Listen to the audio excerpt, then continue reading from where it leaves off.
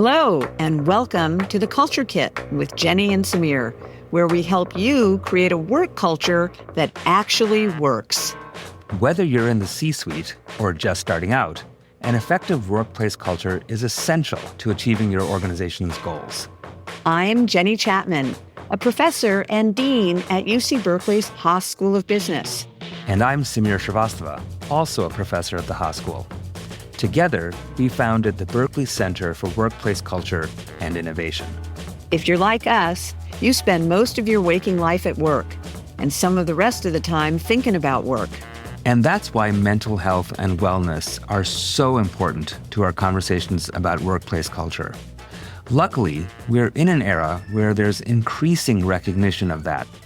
And our guest today is a leader in helping to normalize conversations about mental health. David Koh serves as CEO of Calm, the top app for sleep, meditation, and mindfulness. David has been a leader in the healthcare space for a decade, with prior executive roles at Ripple Health Group and Raleigh Health, as well as tech experience at Zynga and Yahoo. He also used his own experiences in interviews with actors, comedians, athletes, and more to write his new book, Recharge. On today's episode, we shared David's candid conversation with Haas MBA students Avanika Lal and Isa Tilija for a joint event with the Berkeley Center for Workplace Culture and Innovation and the Haas Dean Speaker Series. Welcome, everyone. Introducing the company that's operating in over 190 countries with over 4K employees, with a man who has launched calm rooms for restfulness and mindfulness recently in the Hilton, and, quote, the man who said the best way to motivate employees is golden retrievers. Give it up for David Koh. So we're going to kickstart, David. Can you share the story of your career journey? What led you from investment banking in the East Coast to leading Calm in Silicon Valley, which is such a purpose-driven company? And what motivated you along the journey? Well, first off, thank you all for having me here today. I'm really excited to be back and spending some time with you to have this conversation. In terms of my own personal career journey, I started my career in finance, and I was in investment banking. I'd worked at Salomon Brothers. It was the 90s. I'd been there for a number of years. And then I got to meet two individuals. I think it was around 1998. It was Kevin O'Connor and Kevin O'Brien. I was working on their offering. They were the founders of DoubleClick, for those of you who may remember them, later acquired by Google. And when I met with them, something just resonated with myself, which was they were such mission driven. It didn't really feel like work, I felt, to them. And I just felt like I was going through more of the motions at work. And they were like, not only going through the motions, but they saw a bigger purpose. And while I didn't act on that right away, it just started getting me thinking, what else should I be thinking about in my own career journey? And I applied to a number of companies in the West Coast. A lot of them wanted for me to be in finance.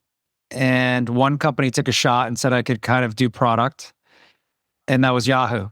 And it was in late 99. I applied, got in, moved out from New York out here in 2000. And that really just started a journey for myself around continuous learning. And I think that's been like a key basically a cornerstone of my own career is continuous learning. In your book, Recharge, which everyone should get, as well as your podcast on Spotify. Thank you. Yeah. All subscribe.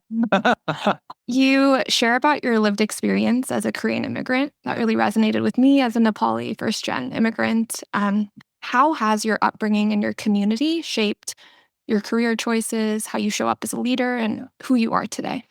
You know, it's really interesting, and all of you will have these opportunities as you go through your own careers.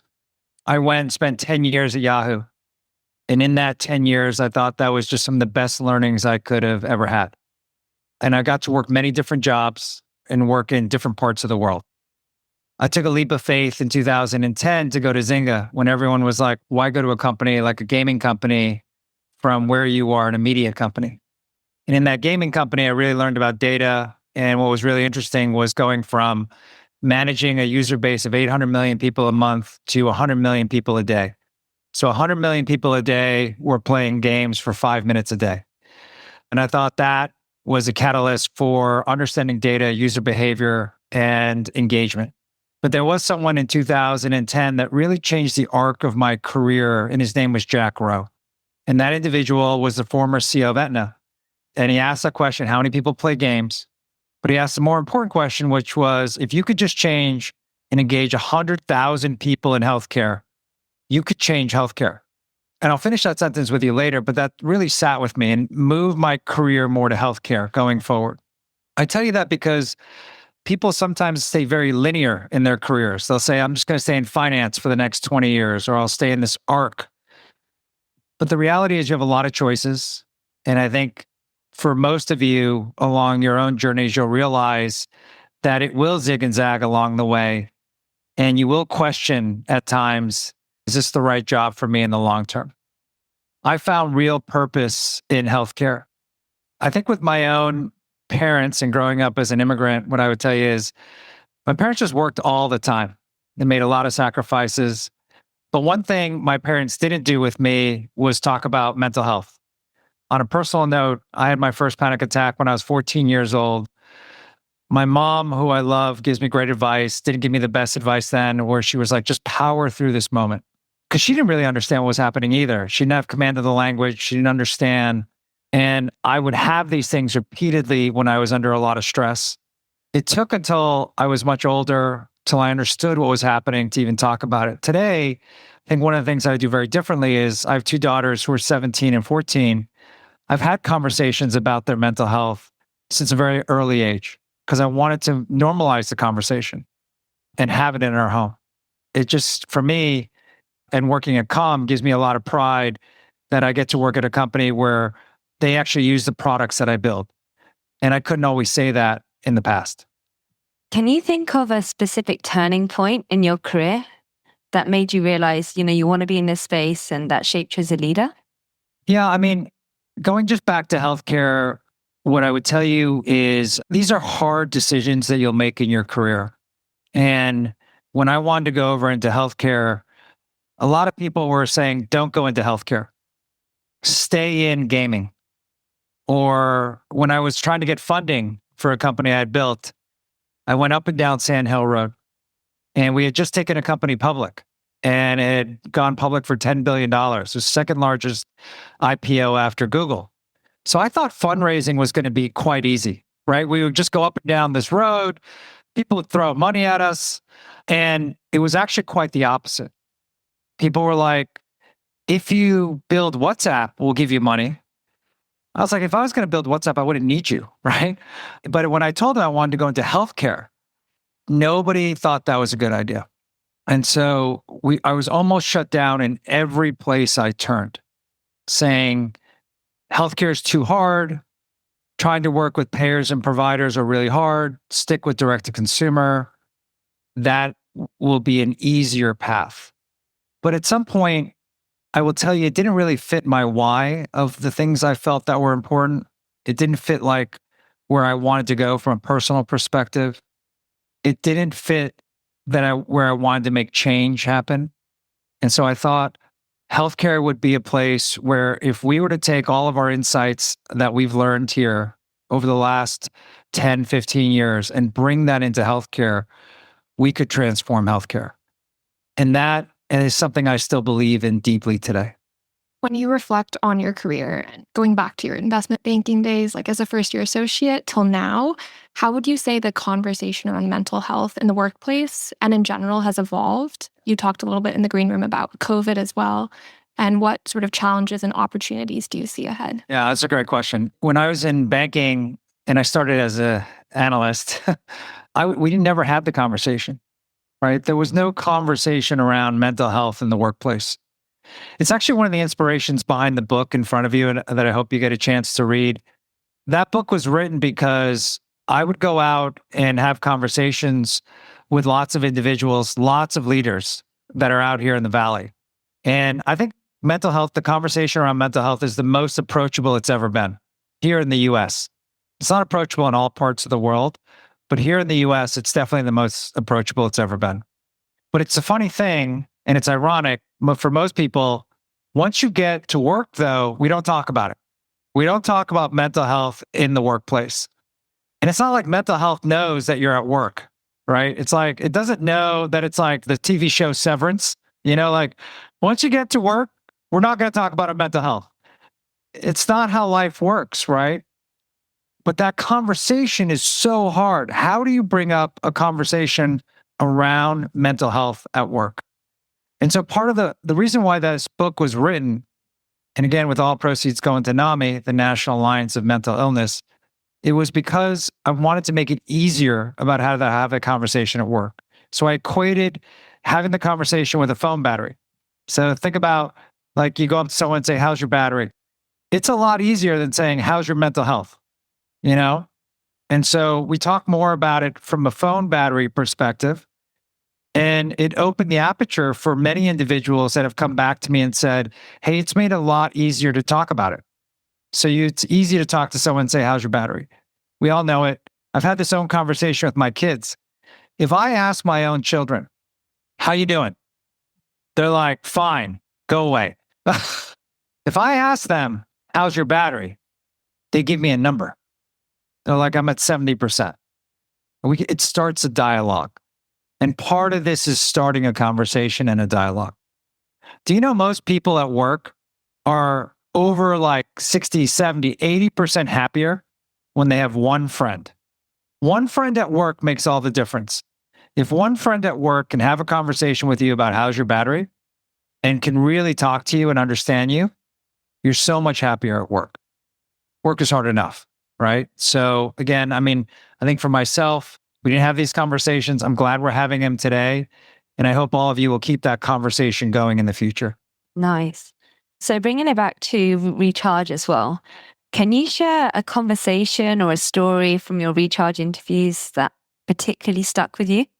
I would say when I started the book, I went out and interviewed a whole bunch of individuals, business leaders, musicians, actors. The first one set the tone for the entire book. I interviewed Randall Park, and he was so honest, so thoughtful. He basically said if he had not gone through and meditated, he wouldn't have been able to have the conversation with me today because he just wasn't having a good day. And I realized if someone could be that open with me in a short amount of time and set the tone, I could be more open as well. And I started to talk about my own journey at work. I've never done that before, right? I always felt a little bit afraid to talk about my mental health journey at work because I didn't know if that would be perceived as weakness or how would other people perceive it. But in fact, it was just the opposite. More people came and said it was more relatable. More people came up to me and said, I've had some of those same experiences. More people now felt more comfortable to talk about it at work. I just felt that was a lot more important if we were going to have a healthier culture going forward. There's so much in life right now that's happening all around us. So I really wanted to make work an environment where we could have more of these conversations, because if you want to have a healthier workforce going forward, if you want to have one that really believes in the mission and your values, you got to spend time on your employees, and you got to spend time, especially with their mental health and your physical health, because they're deeply intertwined. Nice. And on that note as well, talking more about strategies for preventing burnout, what do you think from your perspective has been most effective for preventing burnout amongst employees? I have spent a lot of time on the road talking to a lot of employees and senior management about burnout. I've been with large hospital groups where over 40% of their employees are burnt out. And I just want you to understand the difference between burnout. If you are going through anxiety or others, that may feel like a sprint to many individuals. When you're going through burnout, you don't even want to start. You don't even want to get up. You don't even want to start your workday. When a hospital network says 40% of their employees are burnt out, that means where you may go, send your family, your friends, your parents, your loved ones, your kids, they don't really want to be at work.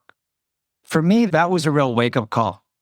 And so a lot of conversations we have about burnout is like, why? What is the root cause? And for many individuals, It's the fact that they don't understand the why behind things. There is an assumption, and I've been through this myself. I'll be in a room with like 6 to 8 leaders. I'll be like, okay, we have to do the next 5 things. You got it? We're going. 5 things.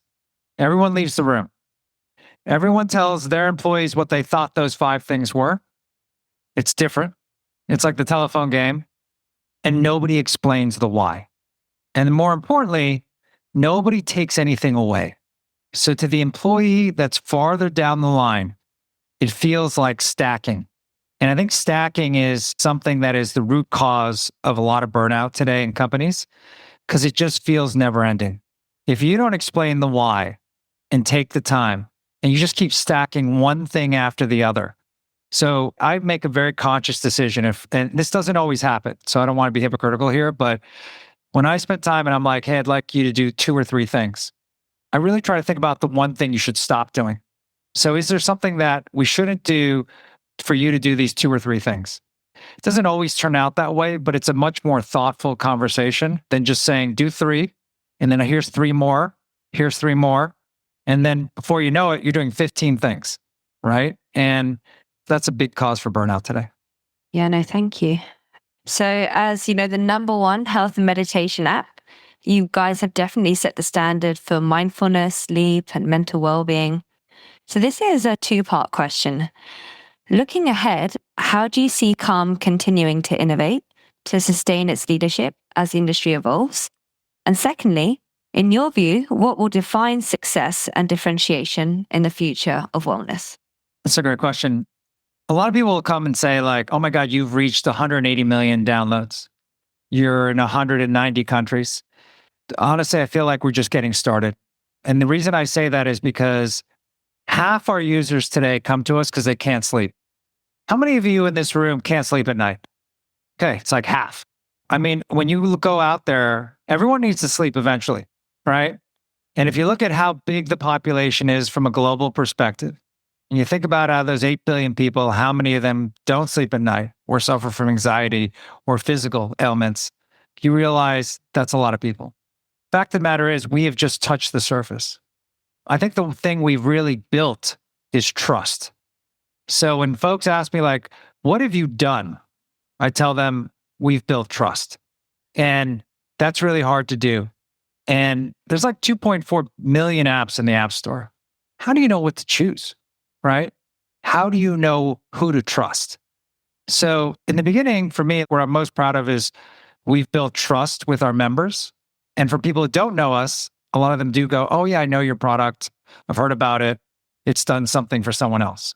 I think in the future, what I'd like to continue to do is make sure that we're part of the solution and not part of the problem.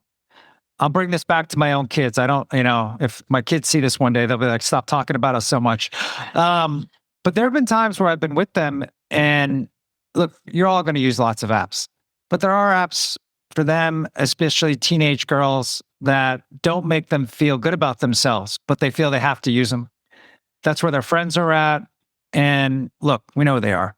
And the reality is those apps sometimes make them feel good, but sometimes more than not, they make them feel a little bit worse about themselves. I'm just happy that when they use our products and their friends use our products, they always say, I feel a little bit better about myself after I'm done. When I was at Zynga, I didn't let them use the products I was building. I think that's the ultimate litmus test for any founder in the Valley. Will you let your kids use the products you're building? And if the answer is no, maybe we shouldn't build those products. You know what I mean? Like, that is the test for me. Would I let my own children use the products or their friends that we're building? And I would tell you the answer is yes. And that will be a core part for me going forward in that test with all products. That's a fantastic insight. I think the founders, product leaders here will definitely implement. You talk about in your book how, building off what you just shared, on one hand, technology can be really negative to mental well-being, but on the other, if we make it work for us, it has really powerful positive impacts. So kind of a 2-part question. Firstly, how do you recommend professionals and leaders manage that balance? And then secondly, how are you and Calm working to leverage technology to make mental health more accessible? Yeah, thank you for that. I'll tell you how I use technology for myself. And look, it's going to be always on for many of us, especially many of you that will go to start companies. If you choose to, many of you will go to startups, whatever profession. There is an expectation of like always on, and it's hard. It's hard to turn it off. The one thing that has helped me immensely, and I ask people just try it. Try it for a day, see if it works, then do it for 2 days. Don't let the phone be the last thing you look at before you go to bed. I know that's hard. You're going to be like, that's impossible. And don't let the phone be the first thing you look at when you wake up. Meaning, yes, you could shut off your alarm, but don't open up your email or look at any notifications the moment you wake up. Just do something else. That could be like, go make a cup of coffee. That could be like, just go out, open the window, just do something else. I find that simple act for me, and I've my own data on this, has helped me sleep a lot. Not the quantity of sleep, but it's improved the quality of my sleep. So don't confuse quantity for quality. And I think for many folks, it's not about the number of hours at times. It's like, how is that quality of your sleep? And so I found myself when I would look at the phone right before I go to bed, I would just be thinking about it. It would not be good. It'd be like I had gone and hadn't drank before I had gone to bed. But the fact of the matter is, if you can have a healthy relationship with your device and understand that there should be certain boundaries and recognize it's going to be with us, you can work with it. Same way in the Calm app. I think for us in the app itself, we've had to adapt. We were an Audible client basically in the beginning, and we did a lot of things around kind of like you going to bed at night. And I had a chance actually tomorrow, Matthew McConaughey drops for us in a podcast. I told him, I was going to bed to you almost every night, man. And he helped. He's got a pretty soothing voice. But that was something that we realized later on. When people want to use it at work, you might not necessarily be able to have your headphones on for 30 minutes or whatnot. So we had to build audio visual content, breathing exercises, tactile content where you could touch things on the phone. And we had to create a lot shorter content as well. And so we really had to meet people where they were in their mental health journey in all aspects of the product. And that's something we're going to continue to do and evolve with over time. So while technology can expand access, stigma is still a meaningful barrier that prevents so many communities and people from trying Calm or just addressing their mental health. What are you all doing to address the stigma? Yeah, the stigma of mental health is real. It was, even though, again, it's been approachable, it is something that exists largely. You go to other countries today. My parents live in Korea. I give talks in Korea. It's still not really talked about. It's now being more talked about in Korea because there have been younger, mostly on the kind of like musician side, suicides. And so it's bringing to light mental health with actors and other famous people. So unfortunately, that's been a catalyst. But for many parts, there isn't that talk around mental health. Now, it is getting better. If you go to the UK, for example, or other areas, there is much more of an open dialogue. I think it's up to all corporations, it's up to us, it's up to individuals to keep having that conversation and bringing that dialogue forward. Many of you will be leaders. Whether you're CEO or running businesses, business lines, you can keep that conversation going. And it's becoming very normalized. Look, I go to a lot of schools because Calm increased greatly during COVID, especially among schools. And in those schools, they may overuse the term around their mental health, but at least they're talking about it. It's not something that's not being talked about. And now people understand the linkage between your mental health and your physical health. People understand if you have mental health issues, you're more inclined to have physical health issues. If you have physical health issues, you're more inclined to have mental health issues. You're more inclined to cost the system 2 to 8 times more. So people understand that linkage. So now that there's real data and science, everyone is now picking up, not just from a US perspective, but a global perspective around the importance about having this conversation. I do think, though, the stigma is going to take time, especially in the workforce and the workplace. But I do see this getting better and better. And you'll see this as you go into your own workplace, because they do talk about this, because many people now in benefits offer solutions around mental health that they did not offer 10 years ago. And even in universities and schools, there's wellness programs that are here. Great programs you should leverage that. When I'm a trustee at NYU, we didn't do these things 20 years ago. We didn't have these conversations.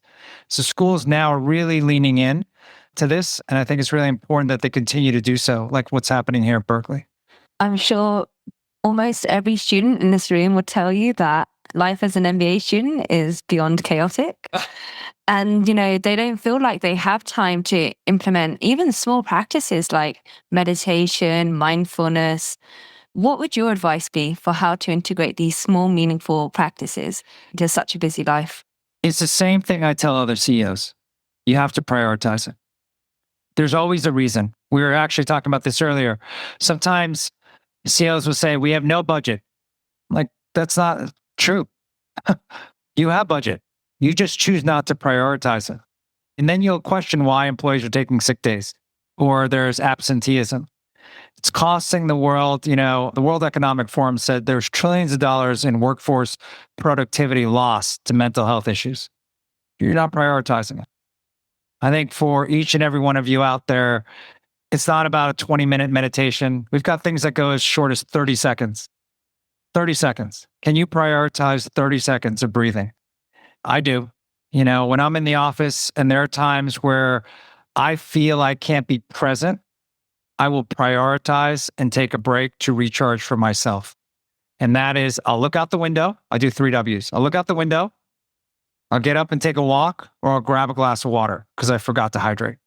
It doesn't take a lot. But I would tell you one thing, if you prioritize your own mental health, it will help you actually, as it's helped me, to be a better leader. Because if I don't prioritize my mental health, it's really hard for me to lead in the best manner for the company. And that's why I think it's important for each and every one of you, even in this chaotic schedule, to prioritize your own mental health. Yeah, so you touched upon how these practices can help with productivity and leadership. Are you able to go deeper into this? Big reason why people do the MBA is to get into high leadership roles and progress in their careers. Yeah, one of the things that you'll continue to find in any job that you end up doing is that there's nothing like a stress-free work environment, right? So people often ask me, they'll be like, hey, you're the CEO of Calm. Do you meditate all day? Yeah. And I'll be like, I'm probably the most stressed CEO you'll ever meet. And they're like, what do you mean? And I'm like, every second of every day, someone is using Calm. Every second, day or night. And I've shared that stat with employees. And that weighs on me because at some moment, when someone turns to use us in their moment of need, we have to be ready to respond. We have to be ready to help them. Such a tremendous amount of responsibility, whether you're at home or at work, wherever you may be. There's also different forms of stress. Dr. Didi Norcard talked about in the book, good stress and bad stress. And I try to promote more good stress. That's called eustress. Eustress is actually when you have shared purpose, you understand why, what you're doing. It's not a stress-free work environment. It helps to build resilience and a better team. Bad stress is called distress. And that's when you can actually lead to employee burnout, anxiety, and depression. And so you want to foster as a company and as a leader and as a person, more good stress over bad stress. So you also touched before about trying to motivate organizations to focus more on mental health. But as you said, here's the problem. A lot of organizations aren't prioritizing it. They don't have budget, they don't have money. How are you effectively demonstrating ROI to actually influence organizations to focus more on mental health and well-being? A lot of times companies are spending, you'll see this, companies have mental health in their benefit programs. But here's the thing, if you really want to understand healthcare, this is essentially the formula. It's not enough to engage. And so engagement is actually one part of the puzzle. So when Jack Rowe talked to me about 100,000 people engaging in their healthcare, it actually was an incomplete sentence. To complete the sentence, you need people to engage in whatever products you do. You need them to adhere to it. You need to test it to see if it's actually working for outcomes. And then you need to go do it again. You have to adhere for a new program and then test again. That's why a lot of mental health programs, they test every 4 weeks. And then that way you could see the efficacy of what you're doing works or not. In business, for a lot of companies today, you have these programs and you pay for them. And if you're not using them, it's a wasted, basically, program that you have out there today.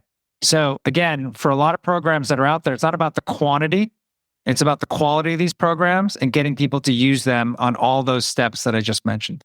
Awesome. David, thank you so much for your time. Before we turn to audience Q&A, we'd love to wrap by asking you, what is your hope for the future when it comes to mental well-being? Yeah, my hope is the following. And look, my hope is like conversations like this continue, just first and foremost, so that access is out there front and center. So when people know they need help, they can get it however they want to get it. I would say the second is my hope is that for each and every one of you, that you carry this message forward. You remember to prioritize your own mental health. And the third is like, just reach out to someone, ask them how they're doing and how's their battery. Check in on yourself and check in on others. And if you can continue to do that along the way, and you can affect one person along the way, you can make such a big difference, both personally and professionally. So, David, we have some terrific questions from the audience. The first one comes from Kathy Han, who is in the MBA MPH program. And she asks, how do you measure success, both for Calm, but also in your personal life? Success is a moving target. I'll tell you one thing, and I spoke about this earlier to a group. The goalposts are always moving. When you are a leader at a company, the board is constantly moving the goalposts on you. You kind of feel like, oh my God, I'm really successful. I'm getting to where I want to get to, and they'll move it again. And guess what? They're going to keep moving it. Those goalposts never stop moving. So for success in the workplace or where you think about it, like those goalposts will continue to move on you. I think for a lot of us, the question is how we want to show up as those goalposts continue to move. And for many of us, what you realize is that you will affect many other individuals throughout the course of your lifetime at work. And whether it's within your own teams, whether it's with others in different groups, you will have an opportunity to affect many different people. And because all of us are culture carriers in our company. And that's why culture is such an important part of any company that you may join. I had this talk with someone today, and they say, how do you know if you have a successful culture? And I said, when the times get bad, is to really see if that can pull through. Because when you're going up and to the right, everything is working. When things get hard, that's when you truly get tested. You'll get tested to see if your mission statement, your culture, if everything is going to hold. Can that pull you through? And this company I was just talking to today has been very successful for a very long time, and they've had 3 years of tough times. But it's been this culture part that's been able to hold them together and what he believes will pull them out of it. I think that's really important. So I hope each and every one of you continue to remember that you will be part of that culture and be vocal as part of that culture going forward. Could you address the second part of the question about success in your personal life? How do you measure it? Yeah. I mean, look, for me, for success right now it took me a long time to figure out what's important to me. And it's really been about purpose. I feel like I've found that purpose in healthcare, especially around mental health. I'm going to continue to be in this for a long time. And for some of you, you'll find that right away. I was talking to someone today, and he had become CEO out of college. And so that was his first job. I was like, that's amazing. I didn't do that until I was past 40.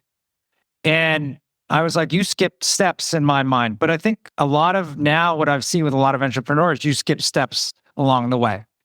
It used to be like you go into accounting, then you go into finance, then you go to this other field, you keep moving to build enough building blocks, then to feel confident to make the move. But so many of you will make the move a lot sooner. You will skip steps along the way. But what was really important for me was not skipping those steps, was really trying to figure out my why. Why is this important? Why is what I'm doing important? Why is what I'm doing going to make real change in this world? And yes, it could be easier to say, I don't want to be hypocritical because now I've had a chance to take a company public and sell 2 of them. But it's taken a while for me to figure out my why. So don't rush it either. Give yourself a break as well. Like one of the things I will tell you is we're really hard on ourselves. Everyone wants it now and they're pretty hard on themselves. I think for the most part is to give yourself a break and give yourself some space in this journey as well. Great. So going back to the topic of culture, you talked about Calm being a values-driven company. So there's a two-part question. One is, what have been the key levers or action steps you've taken to help build that culture? And then the second part is, how do you sustain it as the company scales and grows? Yeah, I spent a lot of time on this with the team around culture. And I believe that a lot of culture has to be start at the top. And what I mean by that is if we don't live our values, who else is going to live them? And so it breaks down right away. In my management meetings, I've taken advice from John Scully, the former CEO of Apple, who said his title was not CEO, but Chief Listening Officer. I thought that was great because so many CEOs want to talk first and listen second. So in a lot of my meetings, I end up talking last. I want to hear everyone else's opinion so that everyone feels like they've got a voice in the room.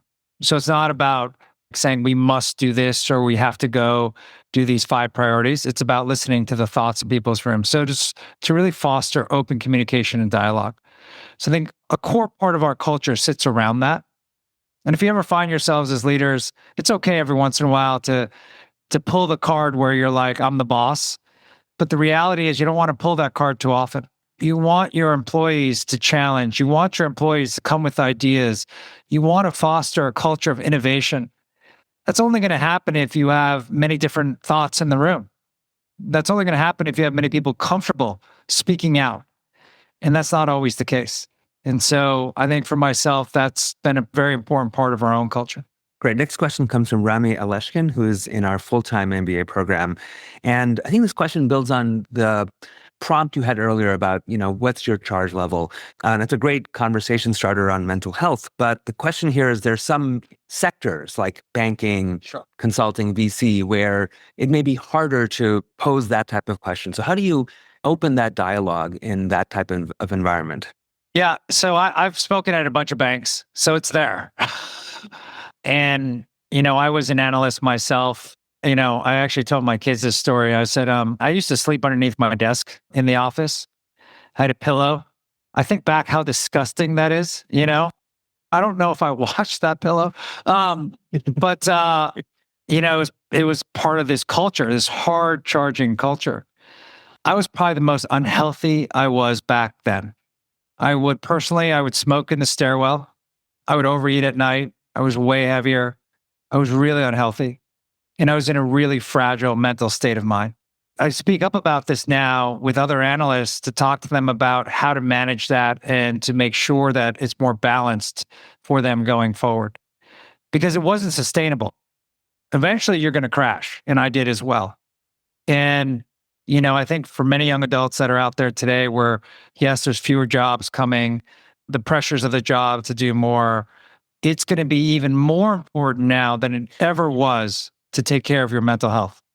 And I think that is going to be a really big narrative for us. I think in fields like banking, for example, other fields, obviously like healthcare, we see this happening, consulting, you got to prioritize that. And I'll tell you what, the leaders are understanding that as well. Many leaders in banking right now, because I've spoken at the top banks, understand they have to prioritize this. If they don't, this workforce is not sustainable. And so there's a real breaking point that's happening. And I don't say that to put fear. I've told them, I was like, I've gone out and talked to your analysts, and this is their feedback. And so if this is part of the culture that you want to promote, then just keep doing what you're doing. But I will tell you, many CEOs, they don't want that to be part of their narrative going forward. And so they do want to make things better, but they just struggle with how. And so that's where this has to be a two-way conversation going forward. I was really appreciative of one of the banks I went to. So many analysts spoke up in front of their bosses. They got up. And I was like, that was amazing. I had analysts get up and say, I use Calm because I'm overworked here. I was like, damn, right? I wouldn't have been that brave, but like they were, and it was great because you could see it. And when we were done, I was explaining to them why that was so important to have that dialogue, right? To make it a safe space so they could have that dialogue. Or else they're going to talk about it behind your back and they're going to create clubs around it and they're going to create Slack channels around how terrible you are, right? So why not have the conversation together, right? And that was a big part of that. Great. Next question comes from Tomas Diaz in the full-time MBA program, who asks, selling mindfulness is hard. How do you use data to sell comms products to companies and users worldwide? So we use a lot of data. We have a lot of data on this, and it's outcome data. But I will tell you, it's not just our data. We're having a lot of data that's published by third parties. So we have a lot of data that's coming out from UCSF. And I think that's when it gets more powerful, when it's not data that you self-declare. A lot of people can self-declare things. If you're starting a company, by the way, you should self-declare everything. But the fact of the matter is, for you to be taken seriously over time, when you get to a certain scale, data that's independent is the most important. Data that you don't pay for by accredited institutions that have done things in like true RCT tests, where there's random control tests or others, where it's not paid for or sponsored by yourself. That's when data, you can really use it to leverage. And we have a lot of third-party data that we didn't use and pay for, that others did on our behalf, that we use as promotion. And I think that's the best form of it. Great. Next question comes from Venkata Gadi in the EMBA program. And the question here is, AI transforms both health and consumer tech. What are the opportunities or blind spots that you think leaders have, particularly when it comes to mental health? Oh my God, we've gotten 50 minutes without talking about AI. It's a record. Thank you, Berkeley. Thank you, Berkeley. Listen, this AI conversation is all around us. I mean, it's interesting when you go all over the country, not just in the football cities, I would say, this conversation is being had around AI because it's affecting people all over the country. I've had a thesis around AI about how we want to use it within comp. So if you're starting a company, people will be very aggressive around AI today because you have nothing to lose. And I've seen it. I've seen a lot of companies that are very young in their stage and they're using AI and they're being very aggressive in terms of how it's being programmed, the types of recommendations it's giving, especially with young adults today. I can't afford that on a personal note. I don't want to foot fault and lose trust with my member base in terms of how we're thinking about AI. So we've used obviously AI in 3 buckets, I'll tell you. One of them is just table stakes efficiencies across the board. You're going to do that in every company. That's just table stakes across the company. Coding, marketing, other areas, that'll be table stakes. Everyone will use it. Everyone will create efficiencies of scale. There's been a part of AI we're using in our products, sleep stories generated by AI, content. Sure, that will be table stakes as well over time. All companies will have some form of that. Personalization around that as well. The third part will be the trickiest part about how you want your narrative to be as a company. And mine is human-centered AI. And so I still want to keep it very human-centered and personalized and think about how AI can support us as we create new products and services. That part is the part we're probably spending the most time on. That's the part that we probably at times disagree the most internally on, I'll tell you, how we're thinking about it, because there's a lot of debate. And I'll probably go slow to go fast here, to be perfectly transparent with you. I'm not going to rush it. And I think this is something where I want to make sure, when we have such a large audience that we work with and so many people that rely on us, I want to make sure that we're being really thoughtful as a company in terms of how we're going to use this in terms of customer facing going forward. Great. Let's make this the last question since we're running out of time here, but it's a big one. It comes from Nikhil Kata, who asks, what are the top 3 pieces of advice that you would offer to someone coming out of college who wants to do a startup in the healthcare tech space? And then the second part is looking back on your journey at Calm. What are the biggest mistakes you made that you would redo if you could? I'll start with the mistakes. And I could talk about mistakes forever. I'll tell you about this, not just at Calm, but just, I would say this is a little bit of an arc because I've given this to some others.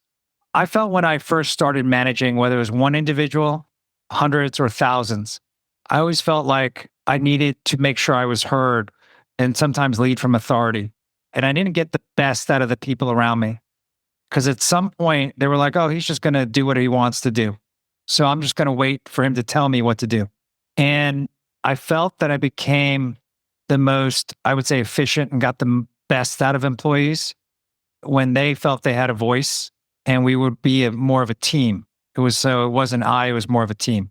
And that part for me was a key learning point because it's hard. Sometimes when you're the youngest person in the room, you feel like you got to almost overperform because you're the youngest person in the room. And some of these older people are looking at you saying, why should I listen to you? And so you feel like you got to go out there and chest beat a little bit and show them how smart you are. But the reality is you don't. So for so many individuals, you can be the ones listening first, really being thoughtful, and then coming back with a thoughtful answer. I also realized at some point that I don't need to have an answer for everything. It's perfectly acceptable. And I do it today where I say, let me get back to you.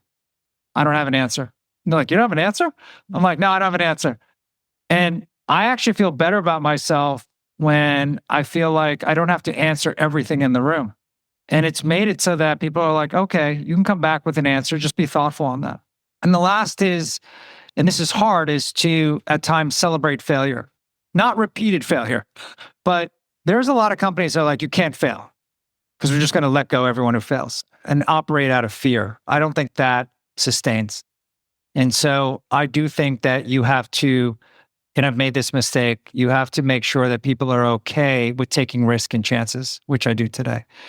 If you're going to go into healthcare, what I would tell you is cast a wide net, meaning I was given great advice by a lot of CEOs that said, if you're going to talk to anyone in healthcare, if you're going to start, go talk to a nurse. The first person that I added to my company board when I started my last company was a nurse. They know more about healthcare. Sorry, docs. I mean, doctors too, but nurses are like the backbone of the US healthcare system. So if you want to get smart and really learn about healthcare, start from patient care, because what's missing right now is the patient. Talk about ROI. We're losing the patient. And so nurses understand the patient's journey. So focus on the patient, focus on nurses, and I would say focus on prevention. A lot of healthcare focus on when you get sick. Healthcare does great. High NPS does really great. But what are the things you can do prior? How do you focus on prevention, not just intervention? I'd focus a lot on prevention going forward. And that's where AI is going to make a big difference in my mind. Terrific. Two very practical tips for all of you thinking about healthcare startups, but just amazing insights throughout this afternoon. So please join me in thanking David.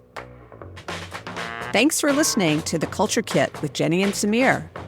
The Culture Kit podcast is a production of the Berkeley Center for Workplace Culture and Innovation at the Haas School of Business and is produced by University FM. If you enjoyed the show, be sure to hit that subscribe button, leave us a review, and share this episode online so others who have workplace culture questions can find us too. I'm Jenny.